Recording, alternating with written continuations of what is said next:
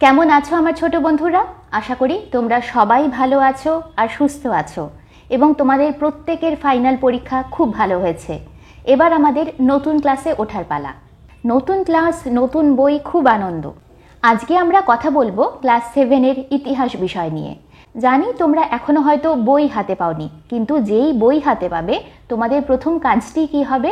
প্রথম কাজটি কিন্তু হবে আমাদের সামনের যে পরীক্ষাটি আছে সেই পরীক্ষাটিতে আমাদের বইয়ের থেকে কি সিলেবাস থাকবে সেটি জেনে নেওয়া।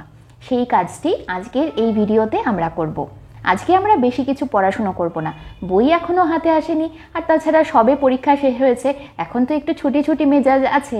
তাই আমরা পড়াশুনোয় না ঢুকে শুধু আজকে জানবো আমাদের ক্লাস 7-এর ইতিহাসের সিলেবাসটি কী হবে আমাদের সামনে যে পরীক্ষাটি আসছে, অর্থাৎ প্রথম পর্যায়ক্রমিক মূল্যায়নে। তোমরা জানো, যারা আমার ক্লাস আগেও ফলো করেছো, আমি যে কোনো পরীক্ষার পড়ানো শুরু করার আগে প্রথমেই সিলেবাস এবং নাম্বার বিভাজনের একটি ভিডিও দিই। তাতে করে আমাদের বুঝতে সুবিধে হয় পরীক্ষার জন্য আমাদের কতটুকু পড়তে হবে এবং সেখান থেকে আমাদের কী ধরনের প্রশ্ন আসবে। একবার যদি পরীক্ষার আগে তোমরা জেনে যাও যে তোমাদের কতটা অংশ পড়তে হচ্ছে বই থেকে এবং সেখান থেকে কত নাম্বারের কী ধরনের প্রশ্ন আসবে, তাহলে কিন্তু পরীক্ষার প্রস্তুতি নেওয়াটা খুব সহজ হয়ে যায়, আর তাতে আমাদের পরীক্ষায় নাম্বারও অনেক বেশি আসে। তাই আজকে আমরা প্রথমেই জানব আমাদের নতুন শিক্ষাবর্ষ 2024-এর প্রথম যে পরীক্ষাটি হবে, অর্থাৎ ফার্স্ট সামেটিভ বা প্রথম পর্যায়ক্রমিক মূল্যায়ন, সেখানে আমাদের সিলেবাসটি কী হবে ইতিহাস বিষয়ের। তাহলে চলো জেনে নিই ইতিহাসের সিলেবাসটি। ক্লাস 7-এর প্রথম পর্যায়ক্রমিক মূল্যায়নে ইতিহাসের সিলেবাসে থাকবে দ্বিতীয় অধ্যায় ভারতের রাজনৈতিক ইতিহাসের কয়েকটি ধারা, খ্রিস্টীয় সপ্তম থেকে দ্বাদশ শতক, এবং তৃতীয় অধ্যায় ভারতের সমাজ, অর্থনীতি ও সংস্কৃতির কয়েকটি ধারা, খ্রিস্টীয় সপ্তম থেকে দ্বাদশ শতক। ছোট্ট সিলেবাস, নিশ্চয়ই তোমরা বুঝলে তোমাদের কোন দুটি অধ্যায় পড়তে হবে। কিন্তু এবার কথা হচ্ছে, তাহলে কি প্রথম অধ্যায়টা আমরা পড়ব না? আমরা কিন্তু প্রথম অধ্যায়টা পড়ব। হয়তো পরীক্ষার জন্য অত জোর দিয়ে বা অত মনোযোগ দিয়ে এই অধ্যায়টি পড়ার দরকার নেই, কিন্তু ইতিহাস সম্পর্কে তোমাদের এই বইতে কি বলা হয়েছে, কোন সময়ের কথা বলা হয়েছে, কি বিষয় নিয়ে আলোচনা করা হয়েছে, সেটি জানার জন্য কিন্তু প্রথম অধ্যায়টি তোমাদের পড়তে হবে। তাই আমি বলবো, বাড়িতে একটু মন দিয়ে গল্পের বই পড়ছো এইরকমই ভেবে নিয়ে প্রথম অধ্যায়টি কয়েকবার পড়ো। একবার পড়লে কিন্তু হবে না, একবার পড়লে কিছুই বুঝতে পারবে না। কয়েকবার পড়বে, দেখবে বিষয়টা তোমাদের কাছে একদম সহজ হয়ে গেছে। তখন কিন্তু তোমাদের পরের যে অধ্যায়গুলি আছে সেগুলো সম্পর্কে জানা এবং বোঝাটা অনেক সহজ হয়ে যাবে। সিলেবাস তো আমরা জেনে গেলাম, এবারে চলো দেখে নিই আমাদের প্রশ্নের নাম্বার বিভাজনটা কী ধরনের হবে।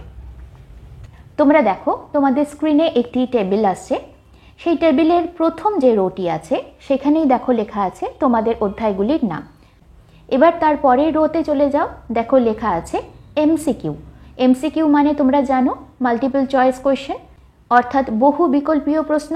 একটি প্রশ্নের সাথে কয়েকটি উত্তর দেওয়া থাকবে, বিকল্প দেওয়া থাকবে, সেখান থেকে সঠিকটি বেছে নিয়ে তোমাদের লিখতে হবে।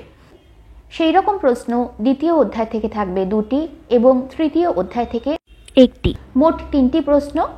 উত্তরদানযোগ্য প্রশ্ন সংখ্যা 3টি এবং পূর্ণমান 3 নাম্বার। এবার চলে যাও তার পরের রোতে, দেখো লেখা আছে VSA, অর্থাৎ very short answer type question. এগুলোর মান 1 নাম্বার করে। এই ধরনের 2টি প্রশ্ন দেওয়া হবে, দ্বিতীয় অধ্যায় থেকে 1টি এবং তৃতীয় অধ্যায় থেকে 1টি, মোট 2টি প্রশ্ন। 2টি প্রশ্নেরই উত্তর করতে হবে এবং পূর্ণমান 2। এবার চলে যাও তার পরের রোতে, দেখো লেখা আছে 2 নম্বরের প্রশ্ন, অর্থাৎ এই প্রশ্নগুলির মান 2 নাম্বার করে। এই রকমও 2টি প্রশ্ন থাকবে, 2টি অধ্যায় থেকে একটি একটি করে 2টি প্রশ্ন, কিন্তু তোমাদের উত্তর করতে হবে একটি প্রশ্নের এবং প্রশ্নের মান থাকবে, মোট মান থাকবে 2 নাম্বার। এবার চলে যাও তার পরের রোতে, দেখো লেখা আছে 3 নাম্বারের প্রশ্ন, অর্থাৎ প্রশ্নের মান 3 নাম্বার। এই রকম প্রশ্ন 2টি অধ্যায় থেকে তোমাদের 2টি করা হবে। এই প্রশ্নগুলির মান 3 নাম্বার, কিন্তু দুটো প্রশ্নের মধ্যে থেকে তোমাদের উত্তর করতে হবে একটি প্রশ্নের, তাই পূর্ণমান 3 নাম্বার। এবার চলে যাও শেষ রোতে, দেখো লেখা আছে 5 নাম্বারের প্রশ্ন, অর্থাৎ প্রশ্নটির মান 5 নাম্বার। এরকম প্রশ্ন দুটি অধ্যায় থেকে একটি একটি করে মোট 2টি করা হবে এবং 2টি প্রশ্নের মধ্যে থেকে তোমাদের একটি প্রশ্নের উত্তর দিতে হবে, তাই পূর্ণমান 5 নাম্বার। তাহলে মোট তোমাদের কত হলো? মোট তোমাদের এবার পরীক্ষা দিতে হবে 15 নাম্বারের। এবং এখানেও কিন্তু আমি তোমাদের বলবো, যেমন বলা হয়েছে দেখো এমসিকিউ এর জন্য 3টে প্রশ্ন, হতে পারে যে স্যাররা 3টে না দিয়ে 4টে প্রশ্ন দিলেন এবং বললেন তার মধ্যে থেকে 3টি লেখো। তাহলে তোমরা বুঝলে ইতিহাসের প্রশ্নের বিভাজনটা কীরকম হবে, একদম ক্লাস 6-এর মতো। ক্লাস 6-এর প্রথম পর্যায়ক্রমিক মূল্যায়নে তোমাদের যেই প্যাটার্নের ইতিহাসের প্রশ্ন এসেছিল, ক্লাস 7-এর প্যাটার্নটাও কিন্তু সেম। তাহলে তো তোমাদের বুঝতে আরও সুবিধে হয়ে গেল।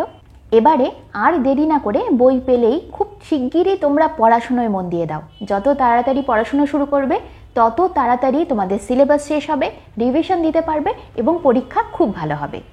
শেষ করার আগে তোমাদের কাছে একটি অনুরোধ, তোমাদের যদি আমার এই ভিডিওগুলি ভালো লাগে, যদি মনে হয় তোমাদের পরীক্ষার জন্য আমার এই ভিডিওগুলি কাজে লাগছে, তাহলে আমার চ্যানেলে একটা সাবস্ক্রাইব করে দিও, ভিডিওটাতে একটা লাইক দিও, বন্ধুদের সাথে শেয়ার করো। আজকে এই পর্যন্তই। পরের ক্লাসটিতেই কিন্তু আমি তোমাদের 7-এর ভূগোল বিষয়ের সিলেবাস নিয়ে কথা বলবো, তাই পরের ভিডিওটা অবশ্যই তোমরা দেখো, একদম মিস করো না। তাহলে আবারও দেখা হচ্ছে পরের ক্লাসে।